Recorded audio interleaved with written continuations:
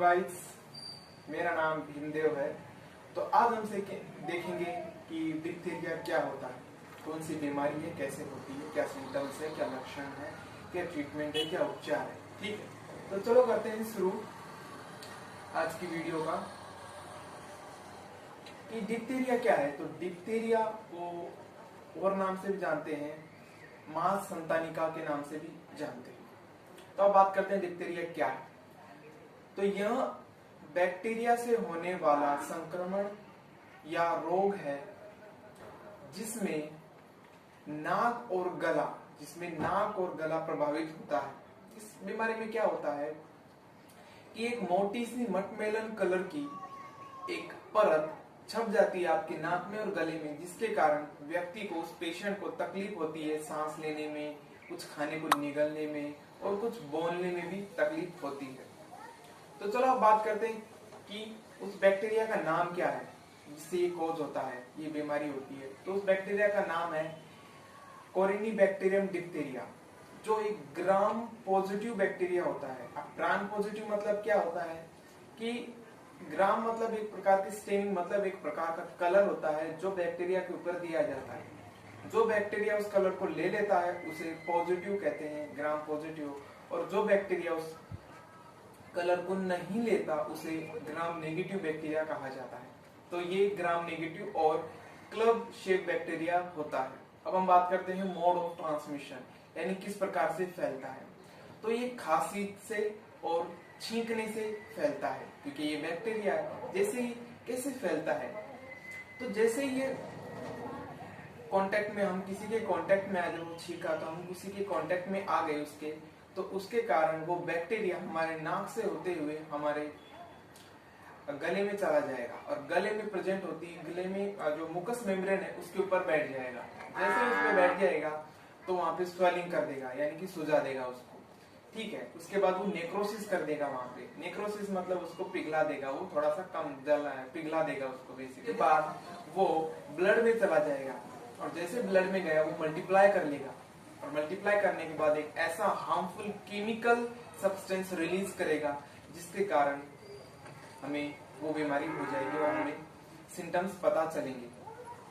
और जब वो ब्लड में चला जाएगा तो उसके बाद वो ज्यादा अफेक्ट किसको करेगा, तो ज्यादा अफेक्ट वो हार्ट को करेगा, नर्व एंडिंग को करेगा और एड्रिनल ग्लैंड को करेगा। एड्रिनल ग्लैंड कौन सी ग्लैंड, वो ग्लैंड जो किडनी के ऊपर पाई जाती है, उसके ऊपर वो ज्यादा अफेक्ट करेगा। तो अब हम बात करते हैं कि क्या क्या इसके लक्षण होंगे। तो इसके लक्षण क्या, तो ये बीमारी बेसिकली ज्यादा गले और नाक में प्रभावित होती है। इसी के कारण गले में दर्द होना, गले में खराश होना, कुछ चीज निगलते दरमियान भी गले में दर्द होना, खांसी आना, रनिंग नोज यानी बहती हुई नाक, यानी कि नाक में से पानी आना, जैसे कि जुकाम हो जाता है तो नाक में से पानी, उसी प्रकार से पानी आना नाक में से, बुखार होना, बुखार के कारण वीकनेस आना यानी कि सुस्ती आना, वीकनेस आने के कारण ठंड ज्यादा लगना, ठंड लगना, अगर व्यक्ति को ठंड लग रही है, सांस फूलना, कभी कभी सांस लेने के दरमियान उसमें आवाज आना, जैसे कि बात करें खराटे लेते हैं, रात को बहुत सारे लोग खराटे लेते हैं। तो क्यों लेते हैं, कि जानबूझ के लेते हैं? नहीं, वो उनके आवाज के कारण होती है, वो सांस लेते हैं इनके कारण होती है, उनमें से आवाज आती है, वो जानबूझ के नहीं करते। उसी प्रकार से इसमें भी नॉर्मली जब व्यक्ति सांस लेता है तो उसमें आवाज आती है और कभी कभी बोलने में भी डिफिकल्टी होना, परेशानी होना, क्योंकि यहाँ से जो परत होती है फूल जाती है, इसके कारण बोलने में भी तकलीफ होती है। अब हम बात करते हैं स्किन के ऊपर से। तो स्किन के ऊपर पैचेस पड़ने लगते हैं, धब्बे आने लगते हैं और हाथ और पैरों में छाले भी पड़ सकते हैं। उसके बाद बात करें ग्लैंड के बारे में, यानी कि लिम्फ नोड जो है वो आपका फूल जाता है, ग्रंथि जो होती है वो लिम्फ ग्रंथि वो फूल जाती है। ठीक है, क्योंकि वो डिफेंस मैकेनिज्म के तौर पे काम करती है, इसलिए वो फूल जाती है, इसमें स्वेलिंग हो जाती है, swelling of the lymph node. इस प्रकार के आपके ये सारे लक्षण थे। हम एक बार बता देते हैं क्या क्या लक्षण थे। गले में दर्द होना, खराश होना गले में, कुछ निगलते समय गले में तकलीफ होना, खांसी आना, बहती नाक, बुखार, सुस्ती,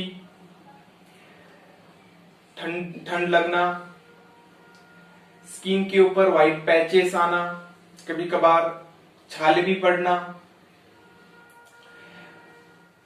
ग्लैंड यानी कि swelling of the lymph node, सांस फूलना और सांस लेते समय कभी कभी आवाज आना, ये सारे इसके सिम्टम्स हो गए यानी कि लक्षण हो गए। अब हम बात करते हैं ट्रीटमेंट के बारे में। पहले ट्रीटमेंट के बारे में बात कर लेते हैं, फिर प्रिवेंशन के बारे में करेंगे। तो ट्रीटमेंट में इनमें 2 दवाएं लगती है बेसिकली। बैक्टीरिया को मारने के लिए एंटीबायोटिक दवाएं दी जाती हैं।